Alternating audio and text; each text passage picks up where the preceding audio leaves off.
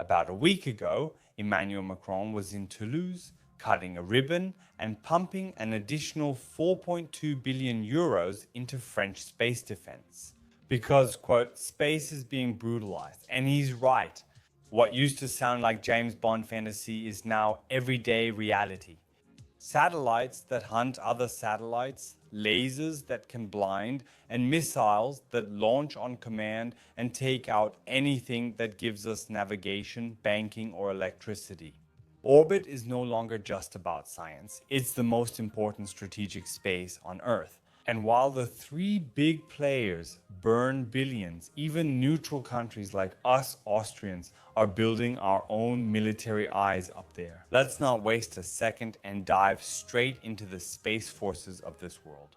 Clear the way! I'm Serwin and this is Mars Chronicles. Ready for takeoff? The absolute number one is the United States Space Force, the Guardians, which has been an independent branch since 2019 and will have a budget of nearly $30 billion in 2025.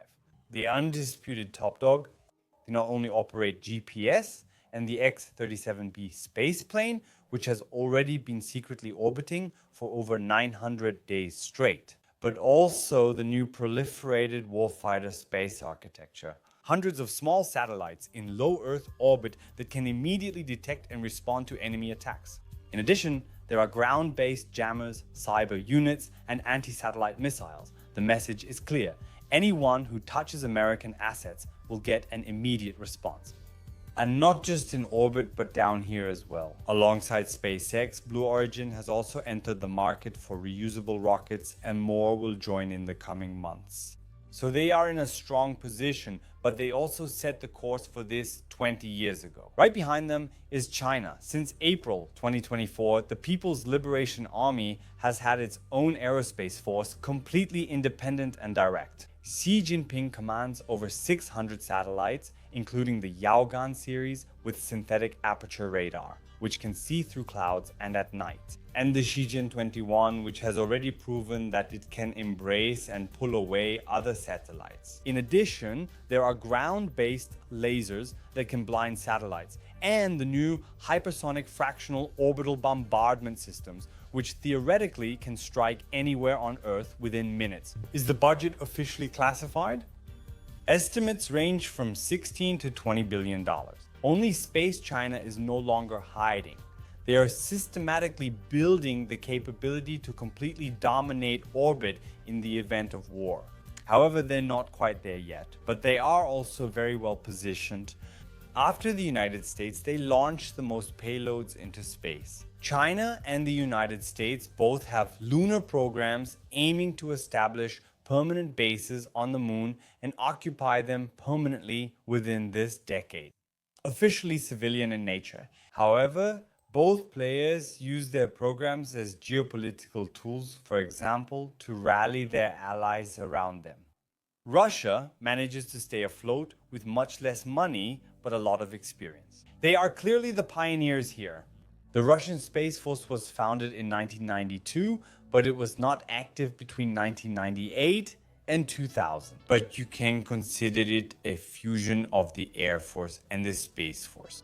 The budget is probably between $6 and $8 billion.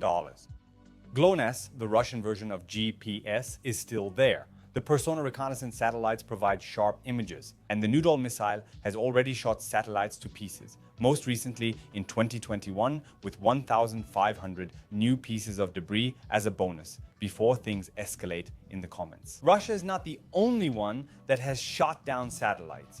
India, China, and the United States of America all already have these capabilities. For their own decommissioned satellites, there are co-orbital inspector satellites like Cosmos 2558, which can sneak up on foreign objects and, if necessary, interfere with or destroy them.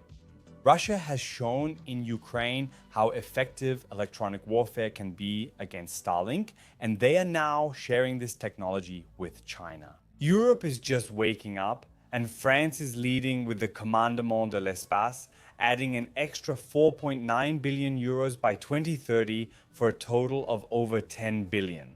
Syracuse Communication, Helios, and CSU Reconnaissance, and together with Germany, the new Odin's Eye infrared system against hypersonic missiles. Macron wants satellites with lasers that can blind or destroy attackers.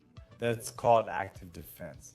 Great Britain, Italy, Spain, and the Netherlands are also involved. And the European Union satellites are currently advancing the European Space Shield, a joint early warning system. By 2026, and right next to France, Germany is currently expanding massively. The German Armed Forces Space Command in Weiden, under the Air Force since 2021, is growing rapidly and will receive an incredible investment of around 35 billion euros by 2030 to finally show real operational muscle.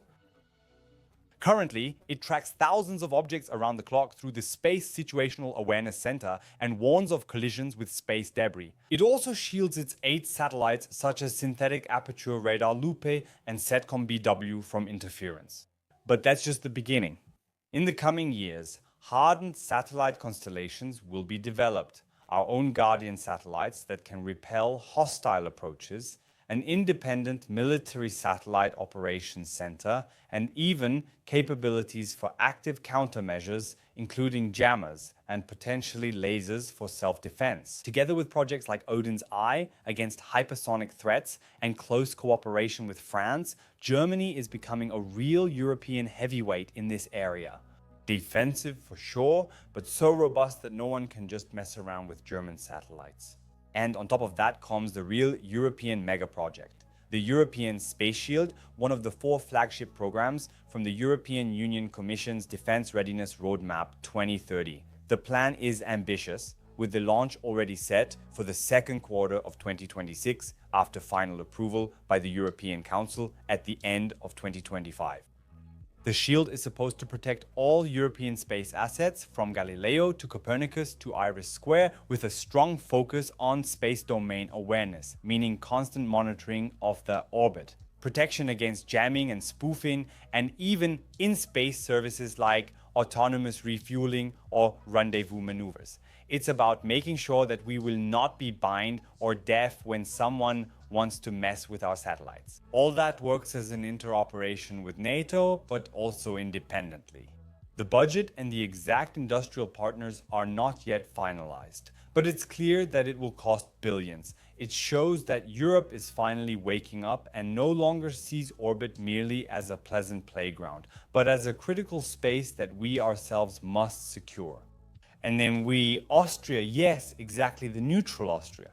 Since June 2025, the LEO-2-LEO project of the European Defence Agency has been running. 3 16U CubeSats from ICEYE Space, a high-resolution camera from ASA Astro System, and a global navigation satellite system. Jamming spoofing detector from Graz University of Technology and Jochen Hume Research. These things normally fly at 450 to 550 kilometers, but with their own propulsion, they can dive down into very low orbits below 300 kilometers. For images with less than 1 meter resolution. That's why it's called LEO-2-LEO, meaning low Earth orbit to very low Earth orbit. The total cost is 10 million euros, of which Austria pays 6 million itself, and the remaining 4 are covered by the partner, the Dutch Ministry of Defense. Launch in 2027. This is not a toy. This is a real military demonstrator that shows that even smaller nations can participate with agile, cost-effective systems.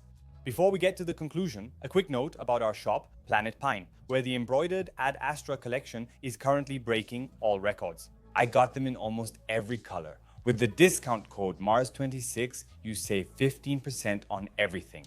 Should you get them now? Yes. Space is being militarized, but this pressure drives our best goals. Civilian technologies, better navigation, sharper satellites, cheaper launches. Competition makes the orbit more resilient, and in the end, we all benefit as long as no war breaks out. What do you think? Does it reassure you or worry you that even Austria is now getting its own spy satellites? Write it in the comments. If you enjoyed this look at the space forces of the world, subscribe to Mars Chronicles and leave a thumbs up. Many thanks to all channel members and Patreon supporters. If you also want early access to our videos, you can find all the information about it below in the video description. My name is Sirwan, and this was Mars Chronicles. Thanks for tuning in. Pera spera ad astra.